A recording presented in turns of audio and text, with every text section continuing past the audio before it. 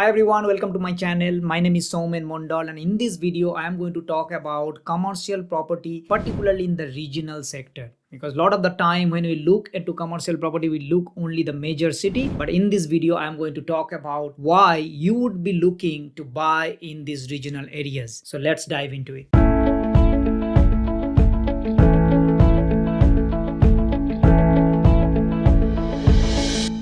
Now, when it comes to buying property in the regional areas, the first question that will always come to your mind is what is the vacancy risk? Like you buy that property and all of a sudden the tenant moves out, and then your next question is that how would I find a new tenant? And this is why we need to understand about a bit of demographics about the regional property. Now, in regional sector, wherever it is, let's say a regional place like Rockhampton, regional place like Townsville, Mackay, these are the places in Queensland we can say it's a regional place. In Victoria we can say regional place such as Bendigo.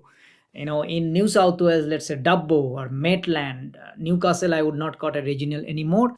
These are the places, Wagga Wagga, this could be the regional areas, right? Now, what we need to understand is in those regional areas, wherever you are planning to buy, is that what is happening. The first parameter that you need to look into is the population growth. Now, what I always say that if the population is growing in this area, any regional area, you pick one regional area, if the population is growing, by all means, you can put a bet on buying properties there. Whether it's a residential, whether it's a commercial, because remember, if there is a residential growth, means there will be commercial growth as well. So if the population is growing, even though it is extremely small regional areas, for example, let's say it is only 20,000 population, but there is a projection and it is growing, let's say, 21,000, 22,000, and eventually it will be like, let's say 40,000. That's like double population within the next 10, 15 years. That means there will be a lot of infrastructure. There will be infrastructure changes. There will be a lot of growth. And any commercial property that you buy, it will always going to give you better growth, not only about the income that you're buying for. So the first thing that you need to look into is the population growth. If population is growing, it is absolutely phenomenal. Now the next one is what I call the population stagnant and the stable. So if the population is also stable, this is a good thing, because right now, as you know, the construction price is extremely high, right? So if the construction price is extremely high, what does it mean? Nobody is going to build in those areas where the population is not growing, because everybody wants to build in the major cities, right? So if the population is not growing, and if you are buying a commercial property which is, let's say, 5 years lease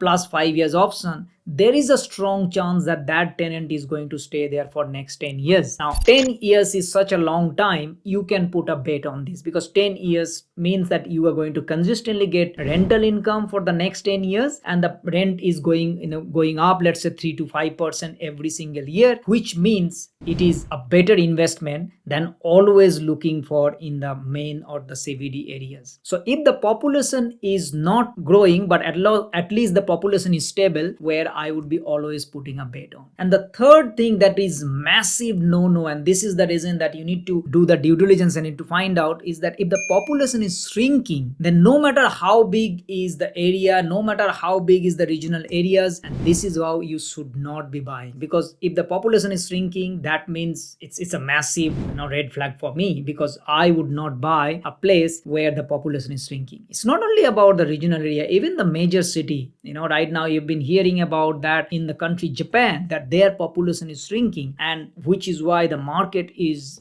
overall market is down in Japan. So if any of the city, any one of the regional areas that you are looking where you sense that there would be a population shrinkage, so in other words population is declining, is where you would be thinking not to buy that property. But as long as the population is growing, or the population is kind of stagnant or stable, so in other words, few hundred populations going down and then it's going up, so it's pretty much stagnant, this is how you would be looking. Because if the population is stagnant, remember, that means not much build happening, and the existing build depends on what properties that you are buying. Let's say if you're buying a big retail shop, there would not be any competition, they are going to be there and you would be able to collect it. Now of course, if you are only thinking about buying one commercial property and that's all you have, then you need to look into your overall situations, because you should not be thinking about buying only one commercial. The idea is that to have a commercial property portfolio and have like 3, 4, 5 commercial properties and in different places. And if you do this in even 3, 4 different regional areas, you will do wonders, because if you do all these checks, particularly the population factor, if it is growing or at least stable. I hope you find these videos helpful about understanding the population demographics about regional areas. If you find this video, consider subscribing our channel, turn the notification bell on so you get to see more videos like this, and it also help us to reach out to more people like you. Thank you so much, and I'll see you next time. Bye bye.